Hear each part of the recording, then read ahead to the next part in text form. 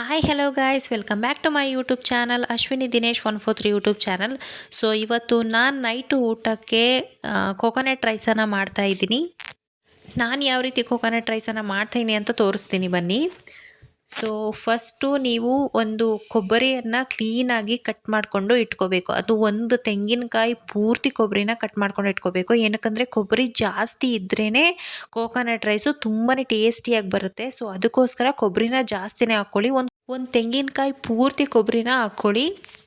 ಮತ್ತು ಒಂದು 3 ಟೇಬಲ್ ಸ್ಪೂನಷ್ಟು ನಾನು ಕಾಳು ಮೆಣಸನ್ನು ತೊಗೊಂಡಿದ್ದೀನಿ. ಸೊ ಕಡಿಮೆ ಖಾರ ತಿನ್ನೋರು ಸ್ವಲ್ಪ ಕಡಿಮೆನೇ ಹಾಕ್ಕೊಳ್ಳಿ. ಏನಕ್ಕಂದರೆ ಕೋಕೋನಟ್ ರೈಸಿಗೆ ಸ್ವಲ್ಪ ಖಾರ ಜಾಸ್ತಿ ಆಗಿದ್ರೇ ತುಂಬ ಟೇಸ್ಟಿಯಾಗಿರುತ್ತೆ. ಸೊ ಅದಕ್ಕೋಸ್ಕರ ನಾನು ಕಾಳು ಮೆಣಸನ್ನು ಜಾಸ್ತಿನೇ ಹಾಕ್ಕೋತಾ ಇದ್ದೀನಿ. ನಮ್ಮ ಮನೇಲಿ ಎಲ್ಲರೂ ಜಾಸ್ತಿ ಖಾರ ತಿನ್ನೋದ್ರಿಂದ ಸೊ ನಾನು ಸ್ವಲ್ಪ ಖಾರ ಕಡಿಮೆ ತಿನ್ನೋರು 1 ಟೇಬಲ್ ಸ್ಪೂನಷ್ಟು ಹಾಕ್ಕೊಂಡ್ರೂ ಸಾಕು. ಕೋಕೋನಟ್ ರೈಸ್ಗೆ ಮೇನ್ ಇಂಗ್ರೀಡಿಯೆಂಟ್ಸೇ ಇವು, ಕೊಬ್ಬರಿ ಹಾಗೆ ಕಾಯಿ ಮೆಣಸು. ನೋಡಿ, ನಾನು ಸಣ್ಣದಾಗಿ ಕೊಬ್ಬರಿನ ಕಟ್ ಮಾಡ್ಕೊಂಡು ಇಟ್ಕೊಂಡಿದ್ದೀನಿ. ಸೊ ಇದಕ್ಕೆ ನೆಕ್ಸ್ಟ್ ಬೇಕಾಗಿರೋದು ಈರುಳ್ಳಿ, ಟೊಮ್ಯಾಟೊ, ಕೊತ್ತಂಬರಿ, ಒಣಮೆಣಸಿನ್ಕಾಯಿ ಹಾಗೆಯೇ ಹಸಿಮೆಣಸಿನ್ಕಾಯಿ. ದೊಡ್ಡ ಈರುಳ್ಳಿ ಆಗಿದ್ದರೆ ಒಂದು ಕಟ್ ಮಾಡ್ಕೊಂಡು ಇಟ್ಕೊಳ್ಳಿ, ಚಿಕ್ಕದಾಗಿದ್ದರೆ 2 ಕಟ್ ಮಾಡ್ಕೊಂಡು ಇಟ್ಕೊಳ್ಳಿ ಈರುಳ್ಳಿನ. ಟೊಮ್ಯಾಟೊ ಆಪ್ಷನಲ್ಲು, ಹಾಕಿದ್ರೂ ನಡೆಯುತ್ತೆ, ಹಾಕದೇ ಇದ್ರೂ ನಡೆಯುತ್ತೆ. ಸೊ ನಾನು ಹಾಕ್ತೇನೂ ಕೂಡ ಟ್ರೈ ಮಾಡಿದ್ದೀನಿ, ತುಂಬಾ ಟೇಸ್ಟಿಯಾಗಿ ಬಂದಿದೆ. ಟೊಮೆಟೊನ ಹಾಕ್ಕೊಂಡ್ರೂ ಓಕೆ, ಹಾಕ್ದೇ ಇದ್ರೂ ಓಕೆ. ಹಾಗೆಯೇ ಇದಕ್ಕೆ ಕರಿಬೇವಿತ್ತು ಅಂದರೆ ಕರಿಬೇವನ್ನು ಕೂಡ ಆ್ಯಡ್ ಮಾಡ್ಕೊಳ್ಳಿ.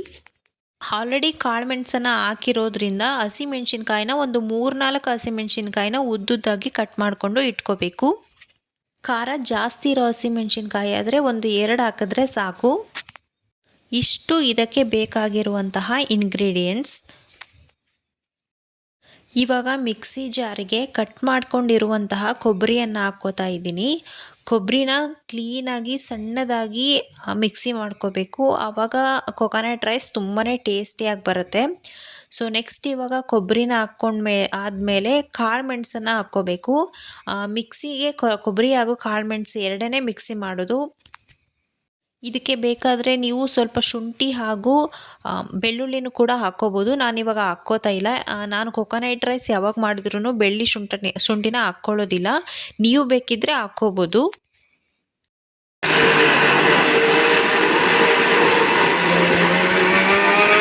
ನೆಕ್ಸ್ಟ್ ಇವಾಗ ಒಂದು ಪ್ಯಾನನ್ನು ಇಟ್ಬಿಟ್ಟು ಅದಕ್ಕೆ 2-3 ಟೇಬಲಷ್ಟು ಎಣ್ಣೆನ ಹಾಕ್ಬಿಟ್ಟು ಇವಾಗ ಜೀರಿಗೆ ಹಾಕ್ಕೋತಾ ಇದ್ದೀನಿ. ಜೀರಿಗೆ ಹಾಕಾದ್ಮೇಲೆ ಸ್ವಲ್ಪ 1 ಟೇಬಲ್ ಸ್ಪೂನಷ್ಟು ಸಾಸಿವೆನ ಹಾಕ್ಕೋಬೇಕು. 1 ಟೇಬಲ್ ಸ್ಪೂನ್ ಜೀರಿಗೆ, 1 ಟೇಬಲ್ ಸ್ಪೂನ್ ಸಾಸಿವೆ.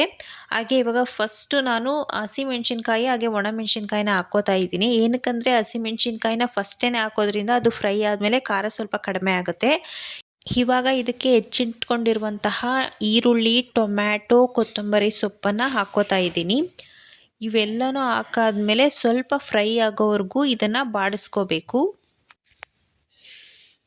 ನೋಡಿ, ಇವಾಗ ಈರುಳ್ಳಿ ಟೊಮ್ಯಾಟೊದೆಲ್ಲ ಹಸಿ ವಾಸನೆ ಹೋಗೋವರೆಗೂ ಸ್ವಲ್ಪ ಫ್ರೈ ಮಾಡ್ಕೋಬೇಕು. ಪೂರ್ತಿಯಾಗಿ ಫ್ರೈ ಮಾಡ್ಕೋಬೇಡಿ, ಸ್ವಲ್ಪ ಫ್ರೈ ಮಾಡಿದ್ರೂ ಸಾಕು. ಕಡಿಮೆ ಫ್ಲೇಮಲ್ಲಿ ಇಟ್ಕೊಂಡು ಈ ರೀತಿ ಸ್ವಲ್ಪ ಕೈ ಆಡಿಸ್ತಾ ಸ್ವಲ್ಪ ಫ್ರೈ ಮಾಡ್ಕೊಂಡ್ರೂ ಸಾಕು.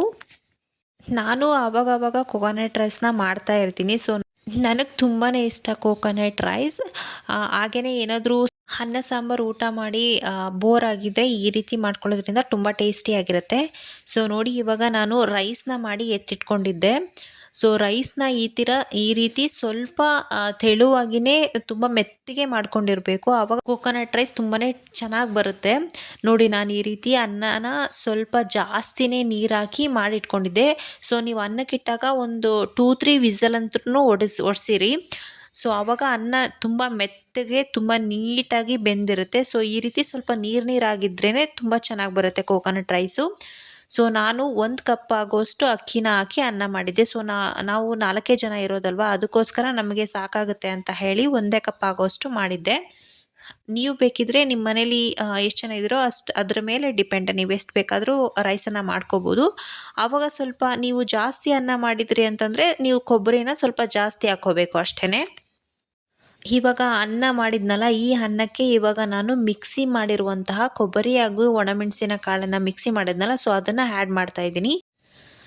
ಇವಾಗ ನಾವೇನು ಒಗ್ಗರಣೆ ಹಾಕ್ಕೊಂಡಿದ್ವಲ್ಲ ಈರುಳ್ಳಿ, ಟೊಮ್ಯಾಟೊ, ಮೆಣಸಿನ್ಕಾಯಿ ಇದನ್ನೆಲ್ಲ ಇದಕ್ಕೆ ಆ್ಯಡ್ ಮಾಡಬೇಕು. ಈ ಥರ ಮಿಕ್ಸ್ ಮಾಡಿಬಿಟ್ಟು ಕ್ಲೀನಾಗಿ ಕೈ ಆಡಿಸ್ಬೇಕು ಇದನ್ನು.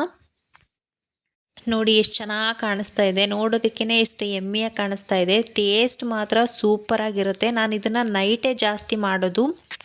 ಅನ್ನ ಸಾಂಬಾರು ಊಟ ಮಾಡಿ ಬೋರ್ ಆದಾಗ ಯಾವಾಗಾದರೂ ಒಂದೊಂದು ಟೈಮ್ ಈ ಥರ ಕೊಕೊನಟ್ ರೈಸ್ನ ಮಾಡ್ತಾ ಇರ್ತೀನಿ. ತುಂಬಾ ಟೇಸ್ಟಿಯಾಗಿರುತ್ತೆ, ಎಲ್ಲರೂ ತುಂಬಾ ಇಷ್ಟಪಟ್ಟು ತಿಂತಾರೆ. ನೋಡಿ ಎಷ್ಟು ಚೆನ್ನಾಗಿ ಕಲರ್ಫುಲ್ಲಾಗಿ ಕಾಣಿಸ್ತಾ ಇದೆ ಅಂತ. ಖಾರ ಕಡಿಮೆ ಇತ್ತು ಅಂದರೆ ಮಕ್ಕಳಿಗೂ ಕೂಡ ತಿನ್ನಿಸ್ಬೋದು, ತುಂಬಾ ಟೇಸ್ಟಿಯಾಗಿರುತ್ತೆ.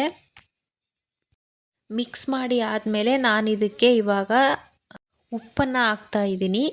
ನಿಮಗೆ ರುಚಿಗೆ ತಕ್ಕಷ್ಟು ಎಷ್ಟು ಬೇಕೋ ಅಷ್ಟು ಹಾಕ್ಕೊಳ್ಳಿ.